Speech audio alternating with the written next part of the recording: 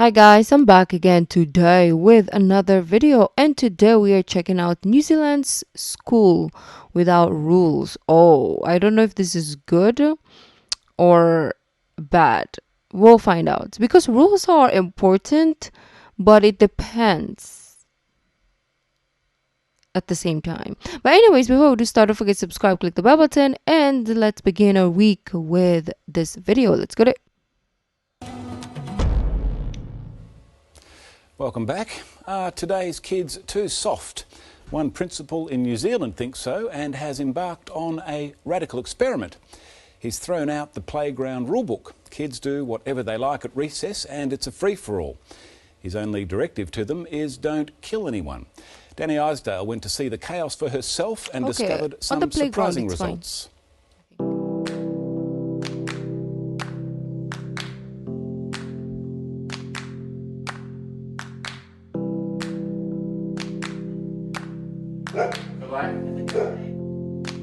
It's a noble profession and I've been a teacher for over 30 years.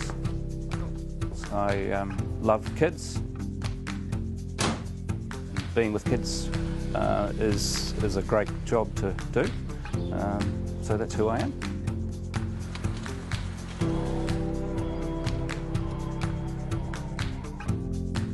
I am an ex-kid and I like having fun. The peace and quiet of his office is a sanctuary for Bruce McLachlan. His dog Chelsea can and does hide here, but as principal, he can't ignore what's going on outside.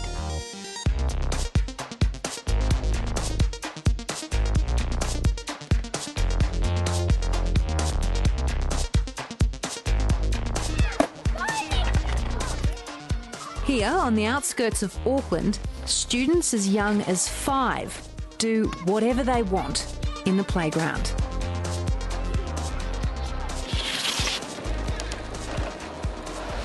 They roam around with no shoes, but plenty of homemade weapons. They climb as high as they can, and often higher. Not in secret, but blatantly. Proudly. These kids don't care who sees. And there's basically no rules. Yeah, there's no rules, basically. Before Emphasis school, on the basically. kids make the rules. Wait, please! Yeah! But in the 2 40-minute play sessions after forced food breaks, anything goes.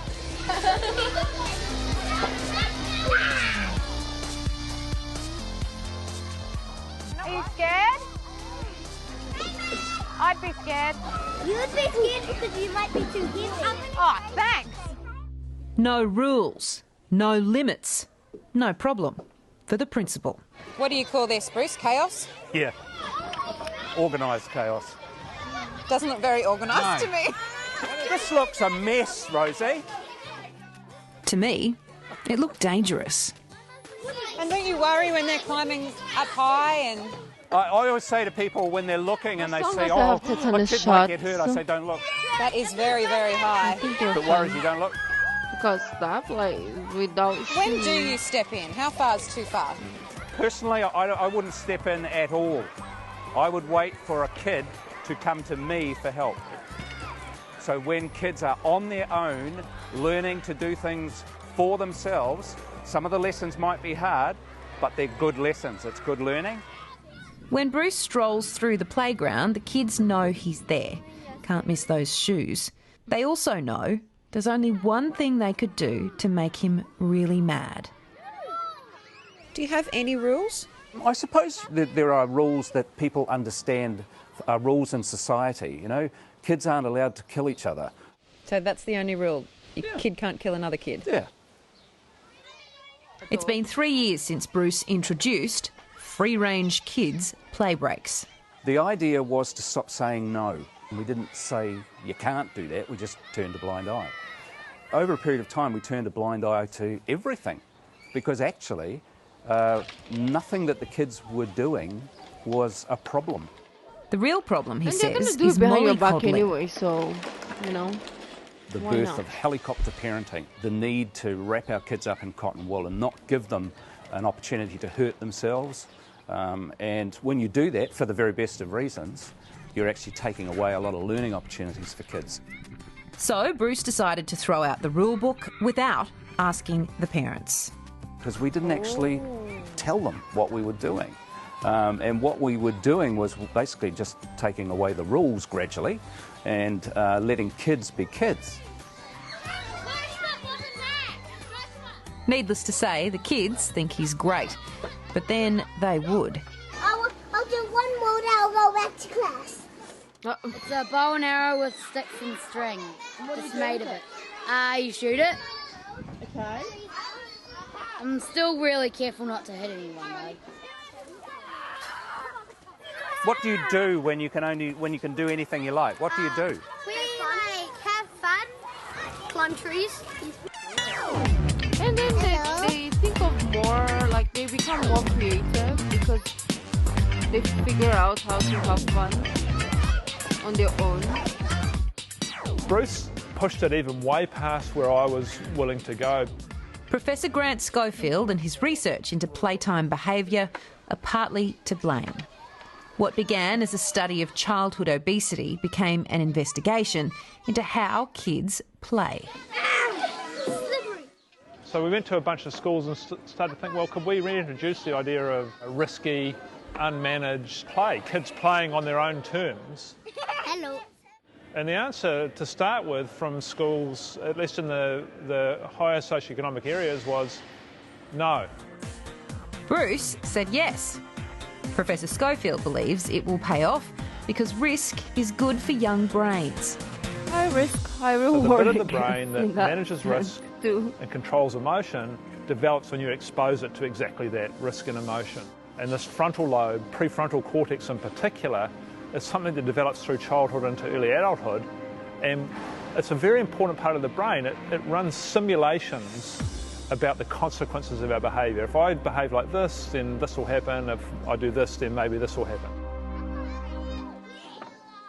He says overprotection can do more harm than good. They need this physical stimulus, and they're going to need it at some point in their life. You can do it when they're 8 up a tree, you do it when they're 21 in a bar, and that's a choice we're making as a society, and we're making that choice consciously. Still, it's easier to research free-range play than it is to embrace it and to enforce it. Bruce is walking much closer to the line than I am because he's a hairbreadth away from some kid hurting themselves and him being the villain. No, the number one rule in snorkeling. Remember, don't put your head down too far. You're going to fill your snorkel with water and breathe in water. Roy and Leda Waite have 3 boys, all students of Swanson School. Curtis broke his arm when he fell off his scooter during free play. Roy took him straight to the emergency room, then went to see Bruce. And he came in through the door, and it looked as if he had a face like thunder. And I showed him to the seat, and we all sat down. And he started off by saying, my son broke his arm in the playground last week. And I was all set to launch into an apology when he said, I'm happy that he's fallen off and broken his arm, as bad as that sounds as a parent. I was happy that he'd fallen off and learnt his lesson and hurt himself at school and Kids so have on. to learn I that just way. sort of went, wow. You cannot That's just baby amazing. them or pamper them because the real Curtis world told is me he even was very worse relieved. than He broken, didn't want to be the breaking an reason arm. the experiment failed. At least I used they to get hate going to school. stronger, Now I just love it. physically, emotionally, everything. Because you're gonna crumble But in these this days on the freaking scooter, world if he's you a little don't bit learn more all careful. this. Bruce says fewer kids hurt themselves now than before the No Rules program was introduced. That's despite the ticking time bombs that litter this playground. The place is an absolute mess. It's full of junk and they don't even know where lots of it came from. They think just kids are bringing it in from their own houses. There's huge big chunks of timber, jagged edges everywhere, big bits of steel. To adults, it's rubbish, but to kids, it's awesome.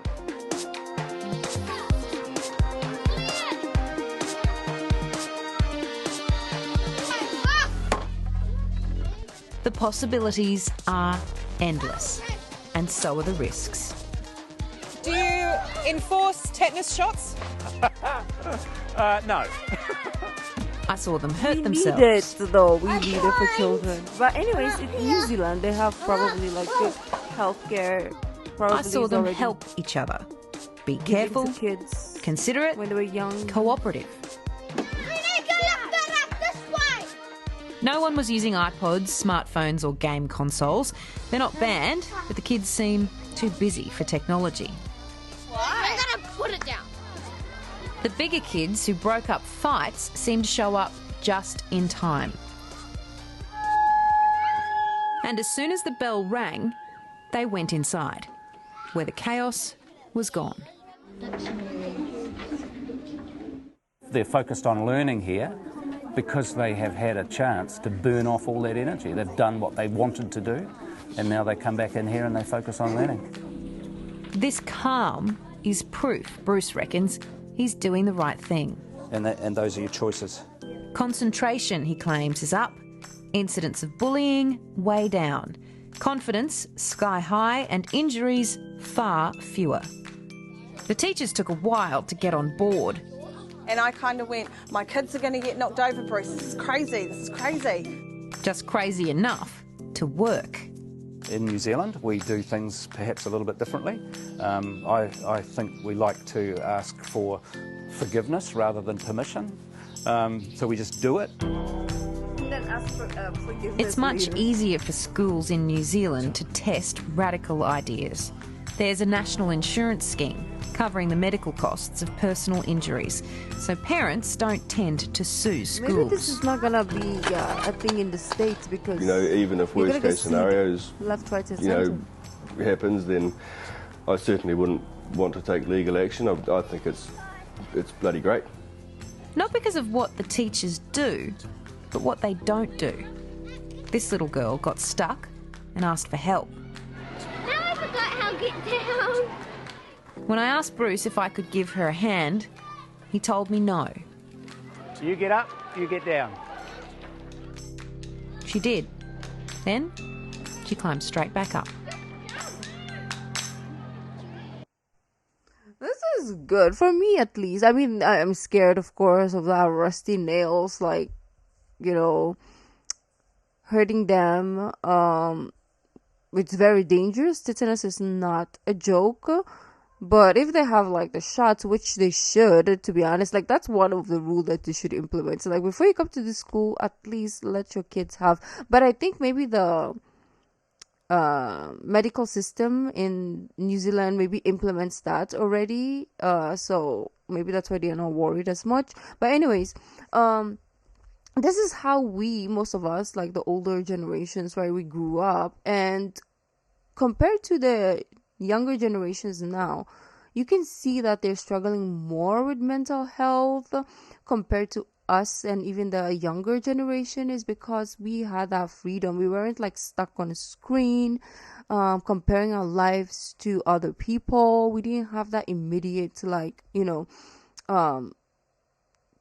things to compare ourselves to, like, oh, this person is skinny, oh, this person is traveling the world, oh, this person is like wearing this expensive clothing. Like, we didn't have any of those, right, growing up. So we didn't get stuck in the cycle of like jealousy and hatred and anger and all that stuff. We were outside playing, hurting ourselves, immuning ourselves as well to whatever was there. Like, if you see the kid that was always at home, sheltered, no germs, and the people who were just like outside eating dirt, they are more like susceptible to, like, their immune system is like stronger than the kid that was sheltered, right?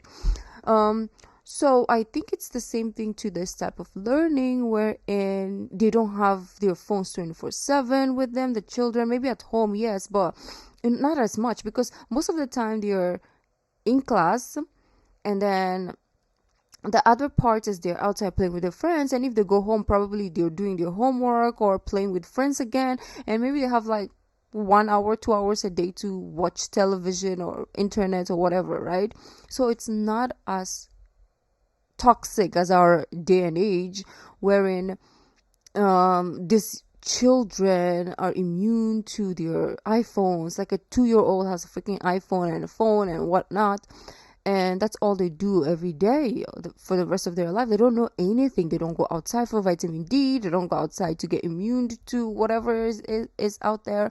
They don't have friends, and then they start comparing themselves to someone else, and then they get mental health issues as well as physical health issues. It's just like slow death, to be honest. Yeah, so let me know what your thoughts are, though. So I really admire that. If ever in the future I have children, like I'm going to New Zealand or somewhere in UK, I mean in Europe, because I like that type of like upbringing rather than this sheltered social media upbringing. But yeah, you let me know your thoughts. If you are pro, against, let me know. That'll be an interesting discussion in the comments. And thank you guys for joining. I'll see you tomorrow. Bye.